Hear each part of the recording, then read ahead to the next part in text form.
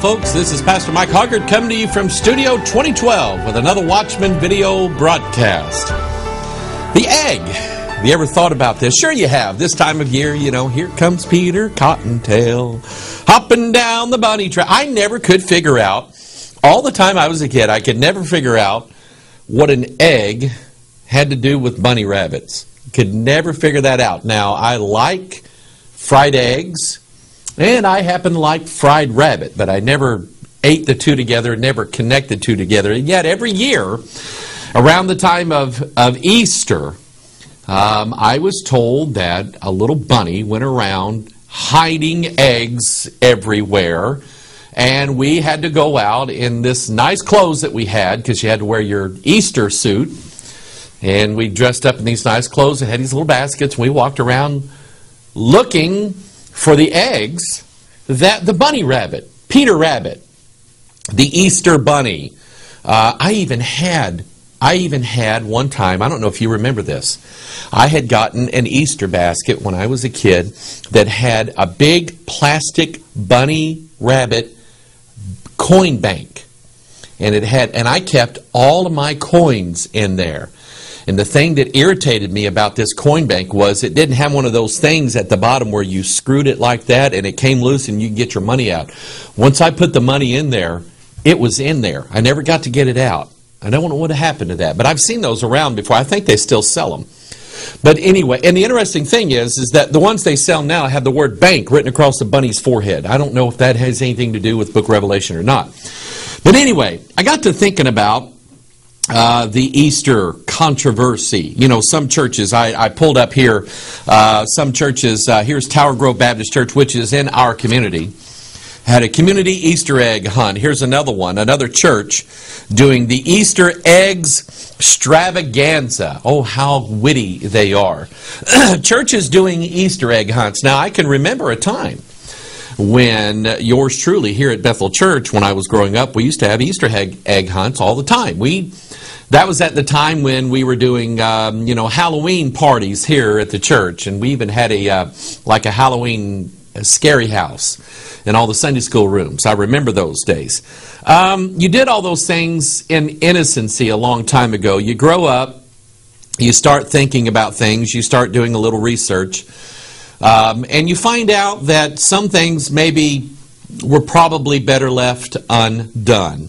Now, let me say this before I say anything else in this broadcast. And I'm going to teach you the symbolism of what this egg, of what it represents, the whole thing about Easter and everything like that. And somebody even asked me about the word Easter in the King James Bible. And some people are saying, see, it's wrong. The King James Bible's wrong. It's got the word Easter in it, and everybody knows that's a pagan holiday.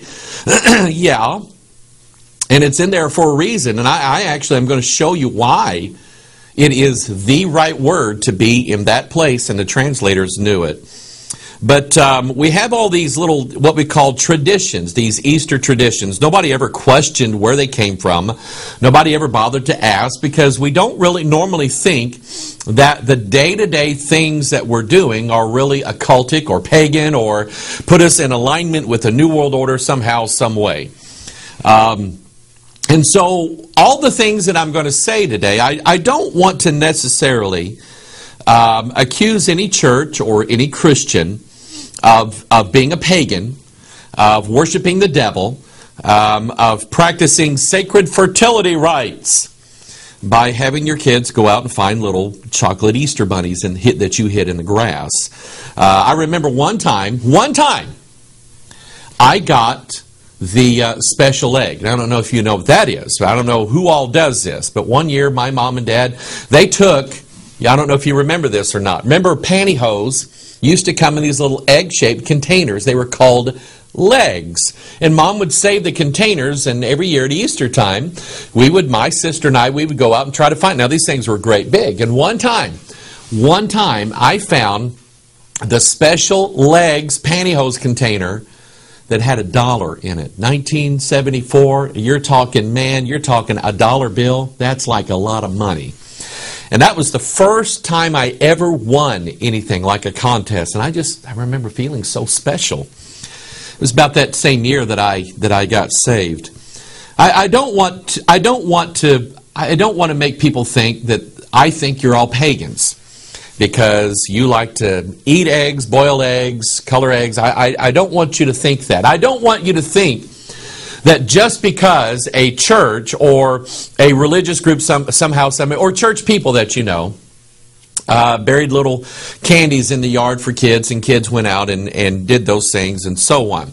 I don't want you to think that. People are going to hell or they're going to heaven because they're saved by the grace of Almighty God. And that grace is sustaining grace. And that grace also kind of helps us as we grow and mature as Christians, see things that maybe we shouldn't do anymore. Now, we at Bethel Church, we didn't have a church-sponsored Easter egg hunt, but I do know some families that went out and buried little things in the yard for the kids, and the kids went out and ate them, and okay. I'm not going to get all bent out of shape over that as their pastor, because I know these people and I know their lives, and I know that they want to serve the Lord, and they don't necessarily need me tapping them over the shoulder every time they do something and say, I'm sorry, that's pagan. You can't do that. So I try not to be that way. So the information that I'm going to give you is more in line of a prophetic nature rather than for you to use as ammunition against all the people that you don't like, that you know for a fact they ate a boiled egg on Sunday, Easter Sunday morning. And so anyway, I want to teach you this. The word Easter itself, where does it come from? At the time growing up, as a child, growing up in church, to me, Easter was synonymous with getting up, having a little Easter egg hunt, and then putting on this nice, I have pictures of me and my sister and my mom in our very, very nice 70s Easter outfit. Yes, it was a leisure suit. Okay, getting ready to come to church. For me, all the time, that Easter day was a special day where we celebrated not necessarily the Easter bunny and the sacred egg, but we celebrated the risen Jesus Christ, who right around the same time that Easter usually is, and I'll tell you how Easter, you ever notice that Easter is not the same time every year? I'll tell you how they pick that out. It's rather interesting. Right around the same time is, of course, the Jewish holiday of Passover, and that, of course, is when Jesus, who was the Lamb of God, became our Passover sacrifice for us, died, His blood being shed in our place, so that when God sees His blood, He now passes over us, and death has not dominion over us. But I started doing a little research into Easter. I've never really done this before, but I started doing a little research into the word Easter itself. And here's what I found. Let me put Mr. Egg over here. Okay, here's what I found. Easter, of course, as probably some of you know, was named after a goddess, a pagan goddess. This is about the cleanest picture that I could find concerning Easter. She is a pagan goddess, and 9 times out of 10 in her images, she's going to be stark naked. Okay, she's not going to have any clothes on, and there's why. She has to do with fertility. She was called Easter or Esther. Hold on a second. We have a book in our Bibles, our King James Bibles, called the Book of Esther. Where does that name come from? It comes from the word Easter, or there are variations of it: Ishtar, Ashtaroth, Isis. But Esther, her Jewish name was Hadassah, and the Jews still regard her as that way, by that name. But she was given the name by King Ahasuerus, as he named her after the pagan fertility goddess Esther, which to him was quite an honor. Okay, he's now married. You remember he had, who was it? Queen Vashti, and she didn't please him. So he put her out of the way and brought in Esther, this Jewish woman, Hadassah, and he named her after in his mind, his most sacred goddess in the world. It was quite a title of honor. Doesn't necessarily make it good, but that's what he thought of her. And so he named her after his fertility goddess is what he did. Ishtar and Ashtaroth, the word Isis. And really, if you kind of do if you know just a little bit, just a teeny tiny bit of Hebrew, You'll know that in the Old Testament, the word Adam, the name Adam, his wife was called the woman. And in Hebrew, the man is called Ish, and in Hebrew, it's Isha. Okay, so think about the Hebrew word Isha, meaning woman. And then after Babel, when it gets to Egypt, it's not Isha, it's Isis. And then in the Sumerians, it's Ashtaroth. And in the Babylonians, it's Ishtar or Esther or some other variation. Now, then you understand the concept. And it started out as just meaning woman. But I want you to remember, I want you to think about something as we do this. I want you to think of who is it that the serpent approached in the Garden of Eden. He didn't go after Ish, which is the man. He went after Isha, the woman.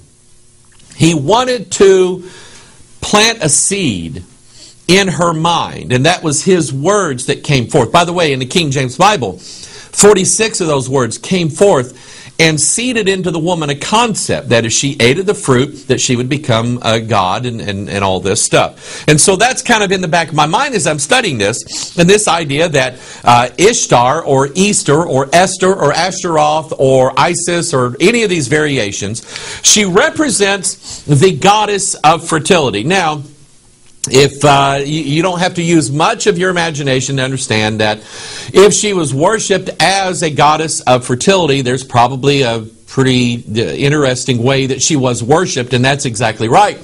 And know that God did not want His people worshiping Isis, Ishtar, Ashtaroth, Esther, Easter, or whatever she was called. They did not want her being worshipped this way. In fact, there was a whole land that was called the land of Ashtaroth. In Joshua chapter 13, I want you to notice who is it that is the king of Ashtaroth. All the kingdom of Og. Now, that's not egg, it's Og.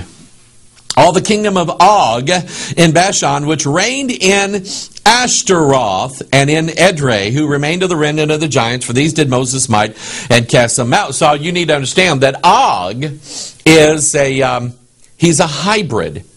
He's a giant. His father was the sons of God. That's Genesis chapter 6. His mother was an earthly woman. You see this concept all throughout in Morals and Dogma. In fact, even the logo of the double-headed eagle denotes the sons of God and the daughters of men fused together. That would be Og, and his kingdom was over the land of Ishtar, Ashtaroth. In Judges chapter 2, notice this. Here's what the Israelites did. They get into the promised land after defeating Og, the king of the giants. They get into the land, and all of a sudden, they just turn their back on God. They forsook the Lord and served Baal and Ashtaroth. And the anger of the Lord was hot against Israel, and He delivered them into the hands of spoilers that spoiled them, and He sold them into the hands of their enemies round about, so that they could not longer stand before their enemies. And so as soon as these people got into the land of promise, and God was really going to bless them, they turned their back on God, went after Baal, which is like the sun god, and they went after Ashtaroth. They went serving this god and this goddess together. It's sort of like Osiris and Isis together. And those two come together, and of course they make Horus and so on. He's the hybrid.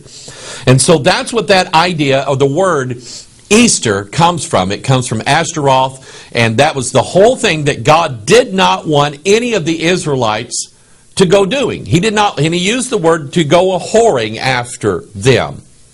And that's interesting, because when we're dealing with Ishtar or Ashtaroth or Esther or Easter, we're dealing with a spirit in the Bible. She is called by various names, but we end up finding out that her name is, in Revelation chapter 17, Mystery, Babylon the Great, the mother of harlots, and abomination to the earth. And I want you to think, as we're going through this, that Ashtaroth, or you could call her Jezebel, you could call her any other names in the Bible. Babylon the Great does not like God's people. She hates them. She hates their guts. She wants them all dead. Okay? We'll see that as we move on. 1 Kings chapter 11. Solomon, the wisest man in the world, fell for the goddess worship Ashtaroth.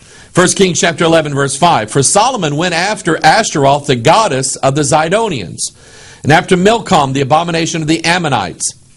Milcom would be sort of like the Osiris or the Saturn of all of this. We have the male deity and the female deity. And what does the male and the female deity do when they get together at the dance? Okay, the fertility rite. The Milcom, the abomination of the Ammonites. And Solomon did evil in the sight of the Lord and went not fully after the Lord as did his father. And I can tell you that anytime you have a situation where you have churches, or you have individual Christians, or you have people in general whose heart is not fully turned over to the Lord, there's always going to be a replacement spirit. And that is going to be Ashtaroth, it's going to be Ishtar, it's going to be Mystery Babylon the Great. It's going to be the goddess somehow, some way. The feminine harlot spirit is always going to come in, and she's going to bring a whole truckload of her practices with her. You might want to say that Ashtaroth really is the reason why all of these preachers now are getting up on their little pulpits, and they're talking about sex, and they're talking about sex. And next Sunday we're going to talk about sex. And for the next 7 weeks we're going to talk about, you know what? This is why they're doing it, because they will not serve God with their whole heart.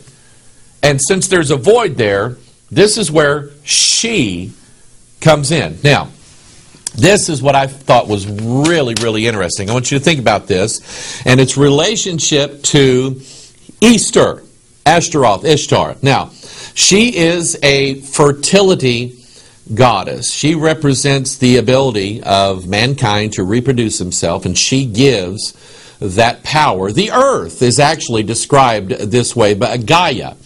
Gaia and Mother Earth, there's that word there, Mother, is worshipped because of her ability to produce fruit or to reproduce. Now, this is what was interesting, is that there is a medical term that we use all the time. Well, I don't use it all the time, but women, when they go see their doctor, they use this all the time. A medical term, it actually is it's a hormone in women that actually causes fertility. It's called estrogen. And yes, it was named after Easter, Ishtar, Ashtaroth, Isis, and estrogen all have the same function. You see, estrogen has to do with, and I can't believe that I'm talking about this. I mean, if you knew, I'm just like the most shy. I don't talk about this stuff, but just follow with me here for a minute, because I think it helps us understand some things in the Bible, understand what's going on. You see, estrogen, named after Easter, has everything to do with this, okay? Ovulation, the ovule, which is the egg. Okay, now, all of us grown-ups know, and I'm going to use non-offensive, non-crude language. All of us grown-ups know that women, and this is actually in the law, so I can say certain things like this. Women have they have a cycle, just like the earth has a cycle. We have summer, fall, winter, and spring, and the whole year goes in cycles. And there is a time when the earth is fruitful. Okay, there's a time when the earth can produce. There's a time, especially in the northern hemisphere, when the earth doesn't produce, okay, and it's a cycle. We talked about that in the video we did called The Cycles of Christian Growth. Even us Christians, we grow, but we do so in cycles. There's a time when we feel like God is really doing great things in our life, and there's a time when we're just like, oh man, I don't feel like I'm very, very, very saved at all. And everybody goes through those cycles. If you'd like a copy of that video, call us. We'll send it to you. It helped me a lot understand that not every day am I supposed to have revival. It just doesn't happen that way. And so God designs cycles, and everything that's in the universe goes in a cycle fashion. And so the woman and her ability to produce a child goes in that same cycle. It happens about every 28 days, and estrogen has everything to do with maintaining that cycle. Now, just again, you've probably seen this graphic, but just the idea that there for a while, the woman is fertile, long about day 14 of that cycle. I mean, her body is ready to reproduce. Then after, if that doesn't happen, then that kind of, it wanes away, it diminishes away, and then it goes around to the opposite end of that cycle, and the body has to cleanse itself during that time, and it uses blood. Okay, and I think that God actually designed it that way to show us that the woman, and think of the symbolism of the woman in the Bible. The woman in the Bible is a picture of the church. Okay, and I want you to understand this, that Christ intends to show that the church is cleansed by blood. I don't care what you think of what I'm talking about right now. I'm telling you that this is a beautiful picture of God's design, all right? And so anyway, but during that time, the body is cleansing itself, and it's using blood to do that. And at that time, the woman is not fertile. She's not ready to bear any fruit, okay? Now, I said all that to say this.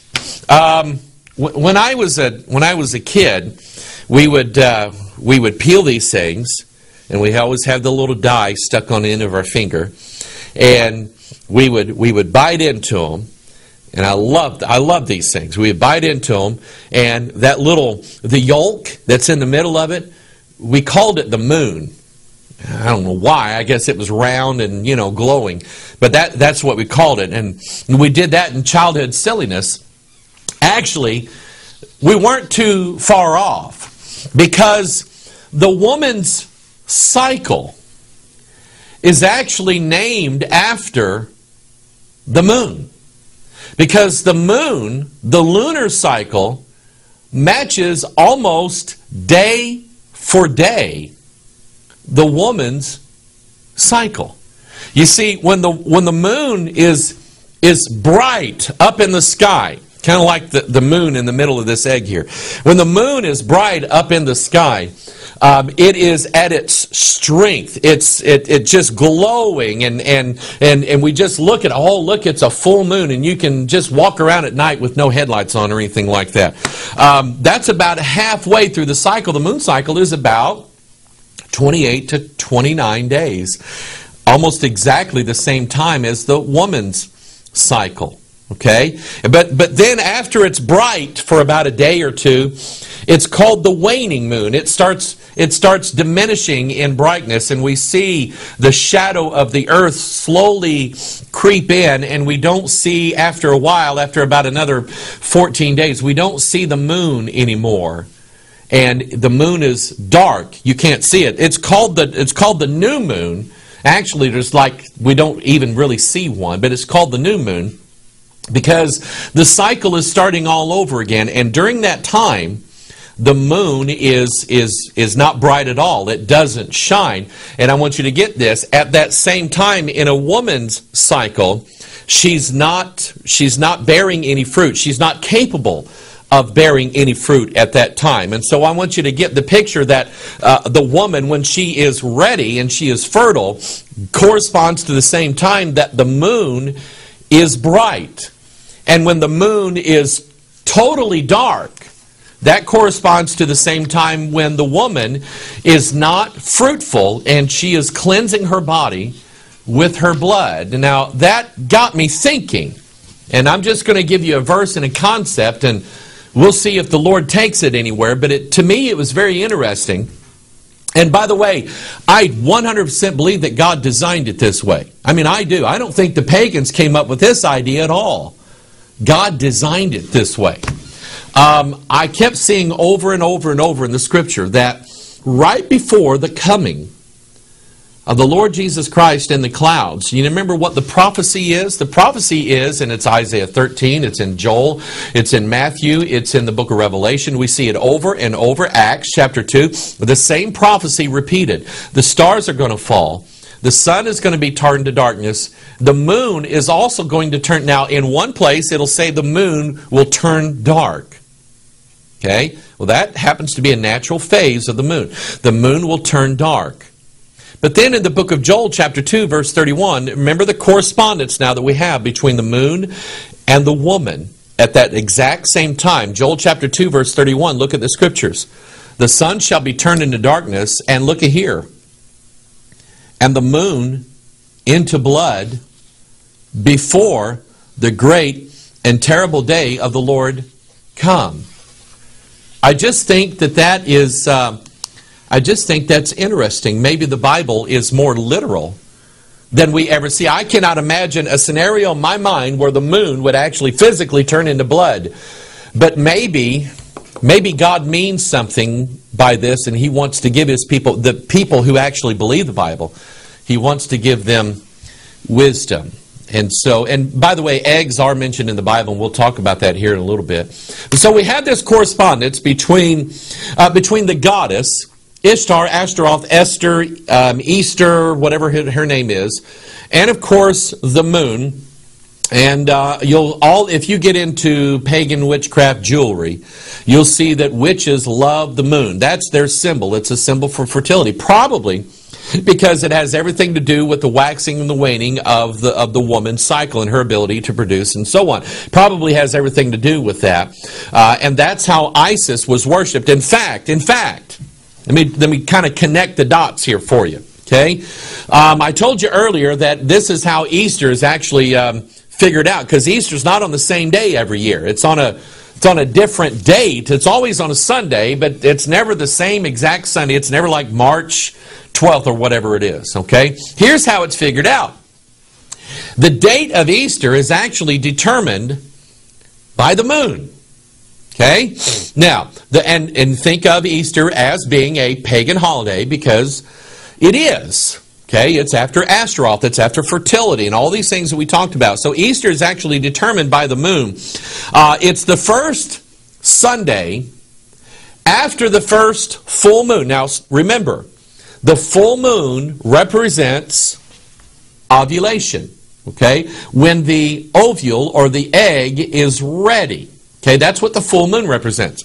So it's the first Sunday after the full moon. So you see a full moon, the first Sunday after that, it can't be just the first full moon of the year. It has to be the first full moon after the vernal equinox. What is the vernal equinox? It is the day that's the spring equinox, usually around March 20th, March 21st, when there's exactly 12 hours in the day and 12 hours in the night. That's equality. Mainly, Albert Pike talks a lot about that. We'll discuss that. Anytime you have a symbol in pagan ideas or the occult of equality, you have the joining together or the balancing of things that are opposite. Light and darkness, sun and moon, male and female. They're balanced so that they can be together. That's what that represents. That's what the equinox. So they take the equinox, which has a pagan concept behind it, or the pagans pulled a concept from this. After all, God is the one who designed the spring and the summer and the autumn and the winter. He's the one that designed all of that. Don't ever forget that. Don't be afraid of certain days on the calendar. Oh, that's pagan. That day's pagan. Don't be afraid of that. God is the one who made the days. God is the one who put the stars in their course in Genesis chapter 1 so that they could be for signs and for seasons and for days and for years. The lunar orbit, the course of the stars, the sun, and the sun rising east to west, the sun also rising north to south. We'll see that in a little bit. God is the one who designed that. It's the devil that said, I'm going to latch onto that and make some big pagan thing out of it. And that's what he did. So they take the equinox, 12 hours and 12 hours. It represents equality, fusion together, sons of God, daughters of men. And the first full moon that comes after that, which means she's ready. And then we take the first Sunday after that and say, this is when we're going to celebrate the fact that the egg has produced something. We'll find out what it is the egg has produced. Okay, you remember, in fact, here it is. You remember, we dealt with this here a while back. This brings in the Easter celebration, brings to the end the whole Lenten celebration. which of course is the 40 days weeping for Tammuz, which we saw in Ezekiel chapter 8. It was the abomination that God saw in the north part of the temple where the women were weeping for Tammuz. You know who Tammuz was? It's the god that died, and he awaits a resurrection. Okay, that's what it means. So 40 days, but remember, Lent is longer than 40 days. It's actually 46 days. That's the same number of words that the devil spoke to Eve in the Garden of Eden. It's the same number of chromosomes that you and I have, where our DNA, I want you to think of DNA looking like two snakes, because we're going to see that in a little bit, all right? So anyway, but that's what Lent denotes, 46 days before Easter, and that's what Easter represents. It represents, there's something buried in the egg. I wonder what it is, because when we went around collecting Easter eggs, we weren't just going, here, Mom, I got some eggs. You can fry those up, next Sunday or whatever. We knew that these things were hard-boiled. There was something in there that we wanted, and we would peel them and eat them. Or if we had the, pantyhose legs, there was always something in there. I wonder if I got the special prize. That's what Easter egg hunting is all about. It's about finding a secret, something that's hidden, and there's a secret stored in here. That's what this whole thing is all about. So we bring in this symbol now of the serpent and the egg. Here is one graphic here showing actually two serpents with an egg in their mouth. The two serpents are fused together and joined by the egg. Again, this is what Manly Hall has in the front of Morals and Dogma, is the two-headed eagle joined together in the same body.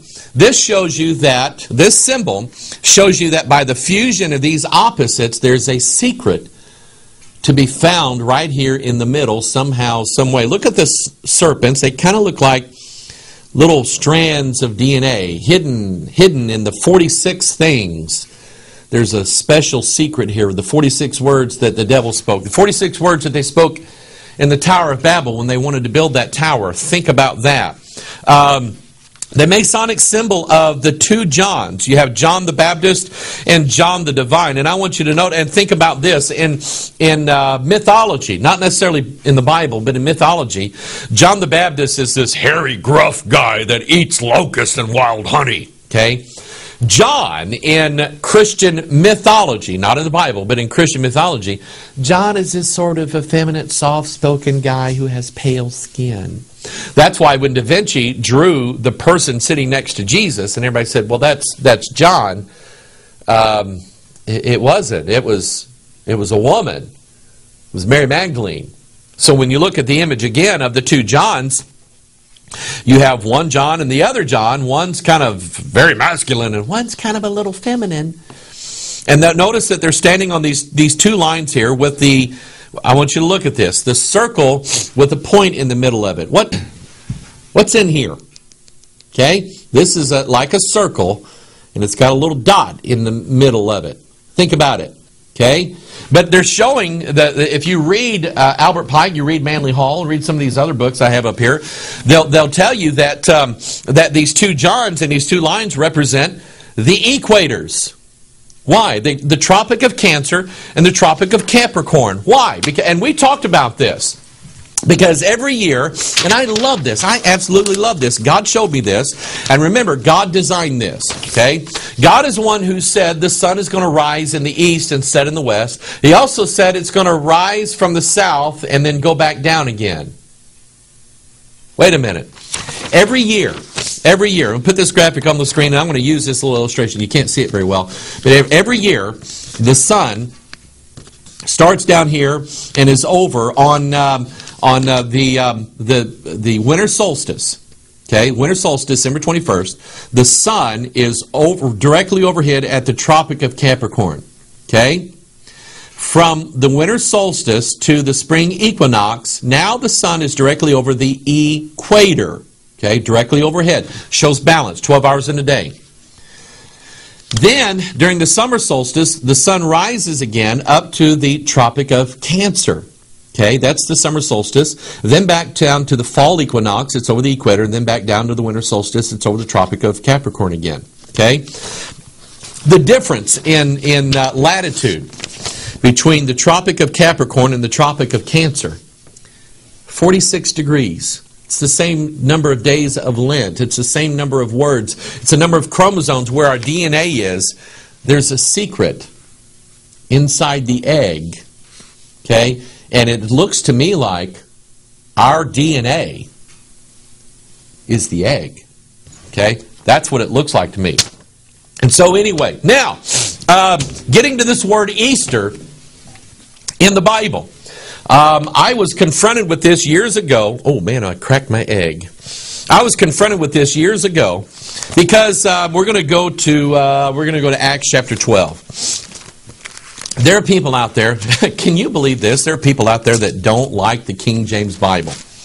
And they will look for anything in the world to make it look like the King James Bible was either a terribly flawed translation, or there's some people out there that are into all the conspiracy theories. Oh, they've read this, and they've read this, and they've read this, kind of like me. But they heard somebody say that the pagans, the evil Rosicrucians like Francis Bacon and others, they're the ones that secretly planted hidden words inside the King James Bible. And they say in Acts chapter 12, that word Easter, everybody knows it couldn't be Easter. Okay? They're saying that it's a faulty translation because of this word here. In Acts chapter, let's read it. Acts chapter 12, verse 1. Now about that time Herod the king stretched forth his hands to vex certain of the church. Now I want you to stop right here. Herod hates the church. Remember what spirit hates God's people? It's Mystery Babylon the Great. Herod stretched forth his hands to vex certain of the church, and he killed James the brother of John with the sword. And because it saw it pleased the Jews, he proceeded further to take Peter also. Then were the days of unleavened bread. Now stop right here. Stop right here. Then were the days of unleavened bread. So he's killed James. Okay. Now he's captured Peter. He's going to kill him. Now, and the Bible tells you, it pinpoints that they are in the days of the unleavened bread. You know what that means? That means that there was a 7-day feast after Passover called the days of unleavened bread. It was a feast that they had, and they were somewhere in those days. Passover had already occurred, and now they were into the feast of unleavened bread. Go search this out in the scriptures. It's right there. The answer is right there. Okay?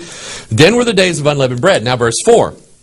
And when he had apprehended him, he put him in prison and delivered him to 4 quaternions of soldiers to keep him, intending after Easter to bring him forth to the people. Now, everybody knows that Easter is a pagan holiday.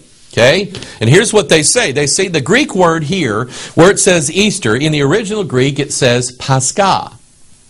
And they note that every other place in the entire New Testament where it says Pascha, it's translated as Passover. And they said, see, these dumb King James translators, they didn't know what they were doing. They were so infested with paganism, they thought that Easter was Passover. Ha! Well, that's not true. It's totally not true. You see, had the King James translators translated this word as Passover, it would have created a real problem with the text, because they were already past Passover. Now they were into the Feast of Unleavened Bread. Passover was days ago. He wasn't holding him until after Passover because it had already happened. He was waiting because, remember, Easter, as we celebrate it now, and Passover, they kind of overlap sometimes. Herod wasn't waiting for Passover to end.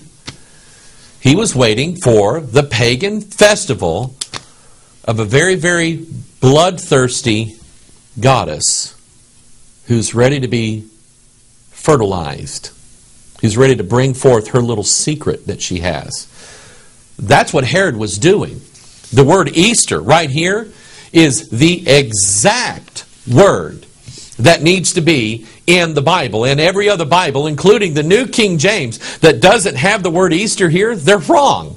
They're just simply wrong. Let me show you where I'm going with this. Okay, remember now, Herod's wanting to kill all the Christians. He killed James, wants to kill Peter. What spirit is it that's bloodthirsty after the martyrdom of the saints. Revelation chapter 17, verse 5. And upon her forehead was the name written, Mystery, Babylon the Great, the mother of harlots and abominations of the earth. Verse 6. And I saw the woman drunken with the blood of the saints and with the blood of the martyrs of Jesus. And when I saw her, I wondered with great admiration. You see, you know what Easter wants? Easter wants to sit down and have a Bloody Mary. She wants to sit down and have a bloody drink. She's drunken with the blood of the martyrs and the saints of the living God. She is blood-thirsty, and she wants more blood. This goes all the way back. Think of the egg as being a symbol of the earth. Go all the way back to the book of Genesis chapter 4. The first martyr was Abel. Remember Cain? He slew his brother Abel. What happened? Genesis chapter 4, verse 10. And he said, what hast thou done? The voice of thy brother's what? Blood crieth unto me from where? The ground. And now art thou cursed from the earth which hath opened her mouth to receive thy brother's blood from thine hand. As soon as Abel's blood, righteous Abel's blood hit the ground, the earth opened her mouth and drank it up. Did you know the same thing happened on the day Jesus died? The moment that the soldier pierced his side and blood and water issued forth, the Bible says there was a great earthquake and the rocks went and the ground opened her mouth. She was drinking in that blood. And she is blood. She is a fertility goddess, but she is bloodthirsty after the blood of the saints and the martyrs and the innocent. That's who she is. Even in the days of Saul, 1 Samuel chapter 31, verse 8, remember when Saul was killed? Look what happened. And it came to pass on the morrow when the Philistines came to strip the slain, they found Saul and his 3 sons fallen in Mount Gilboa, and they cut off his head, stripped off his armor, and sent into the land of the Philistines round about to publish it in the house of their idols and among the people. And they put his armor, where did they take his armor to? The house of Ashtaroth. You see, that was a real prize to her, that she had the blood of the king of the Jews. Okay? So we look at the egg again. That's Easter. Okay? And this is the Easter egg. And you see it sometimes in old renderings. It's called the sacred egg, the mundane egg. It's associated with the moon. We talked about that. And I kept seeing this symbol over and over of this serpent entwined around the egg. And I wanted to know, the first thing I looked at was this idea that a serpent represents our DNA. You've seen that symbol many times before, the two joined serpent. We'll see that here in a little bit. But I want you to understand this. In fact, let's go here. Let's go to the book of Revelation.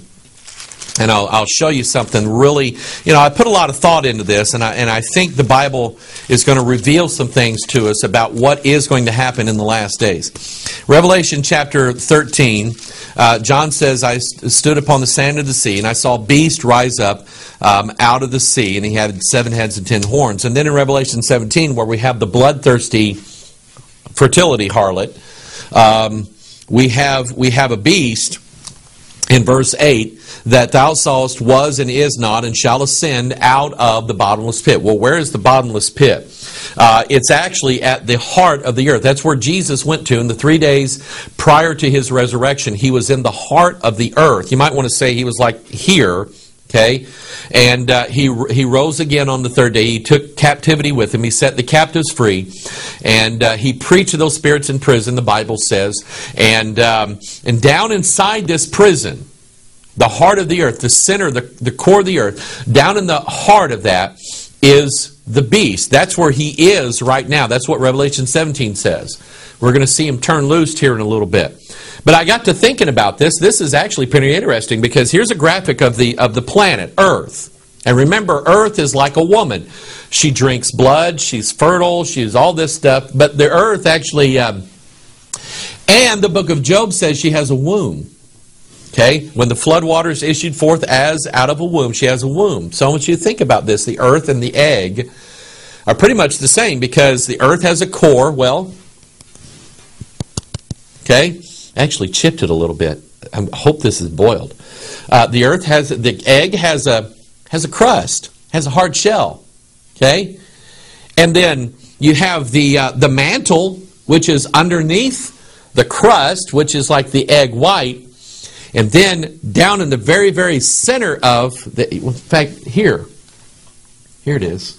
Okay, you have, this one's boiled. Okay, this is the mantle, and this is the core.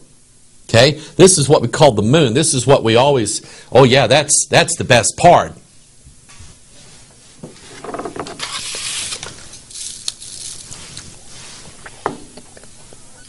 I told you I like these things. Can't let them go to waste. This is a picture of the earth. I'll wait till I'm done to eat the rest of this. But I want you to think about this, because as with the egg, is merely a symbol of a secret that's buried in the heart of the earth, waiting for the ground to open up again. Are there going to be earthquakes in the last days? Think about it. Is there going to be like a flood, something like a flood happened in the last days? Yeah, as it was in the days of Noah. So something is going to come out of the heart of the earth, out of the center of the sacred egg of the earth. Something's going to rise up out of that. Aleister Crowley actually caught on to this. Aleister Crowley was all about chasing after this sacred egg concept. And Crowley wanted to use a secret, okay, the secret of an egg that he was chasing down. I mean, this guy was weird, but he was chasing down this sort of sacred egg concept to find a secret on how to get in contact with a particular entity that he called Lamb. He actually drew a picture of him. Here it is, okay? That was an extraterrestrial being that Aleister Crowley was getting in contact with. This being here was very, very special to him. And I want you to notice that Crowley's, of course, he looks like an egg head. Crowley's drawing of Lamb almost perfectly coincides with what everybody in the whole world is seeing as far as alien contact. Now, is alien contact and the mysteries of the egg related? I'm pretty sure they are. And we're being inundated with this imagery. Do you remember this? Nanu, Nanu. You remember Mork from Ork? TV show back in the 70s. I never used to get to watch it because it came on Wednesday night. And I always had to go to church on Wednesday night. Anyway, Mork is an alien that falls from the heavens in a spaceship that looks like an egg. And everybody thought, that's so funny. The producers actually, or whoever wrote this concept, got this from Crowley, got it from the concept of the sacred egg, that there's a secret invader going to come to the earth through this symbolism right here. Do you remember Lady Gaga? Lady Gaga, and on her way out, what was it, the Grammys or something like that, comes strolling into the Grammys, carried by 4 guys in an egg. And she talks about how she had this rebirth. She was in there for like 3 days or something. I don't know how she went to the bathroom. But anyway, she was in there for 3 days. Everybody says it's a stunt. She was acting out her mystery religion concept. She actually felt like she was born again when she came out of that egg. And of course, you remember, that's when she introduced the song, Born This Way. Think about it. Okay? Think about it. I mentioned in reference to the egg, the serpent entwined around the egg. And that looked like, remember this image that we use? We've used this several times. This is an ancient, I think it's a Peruvian textile. The 2 serpents twined together. That is actually a universal concept. The concept of the opposites. The concept, it looks like DNA is what it is.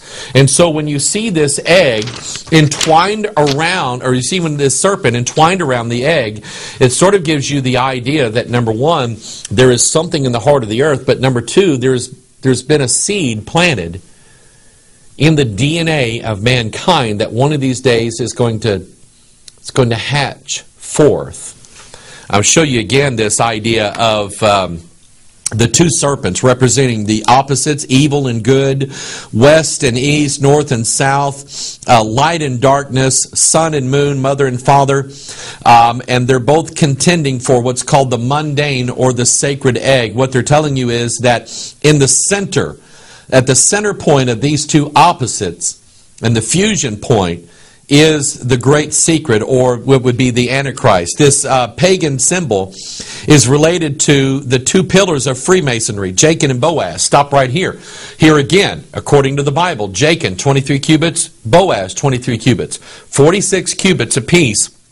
And here we have Jachin and Boaz, and they're fused together. The symbolism of the sun and the moon fusing together, father and mother, and they're fusing together at a circle that looks like an egg. That's the fusion point. You even see the ivy going around Jachin and Boaz looking exactly like DNA. The fusion of heaven and earth together. That concept, of course, comes from the Scriptures. Genesis chapter 6, there were giants in the earth in those days. And also after that, when the sons of God came into the daughters of men, they bare children to them. The same became mighty men which were of old, men of renown. When you have the fusion of the opposites in the Bible, in Genesis 6, you have the hybrids. The mighty men of old, men of renown. The giants, as it were. That's what Og was doing in Ashtaroth. That's why he was there. Daniel chapter 2, a prophecy that this exact same thing is going to happen. I want you to notice the language. Daniel chapter 2, verse 43. Whereas thou sawest iron mixed with miry clay, they shall mingle themselves with the seed of men. Stop right here. Iron is known for hardness. Clay is not.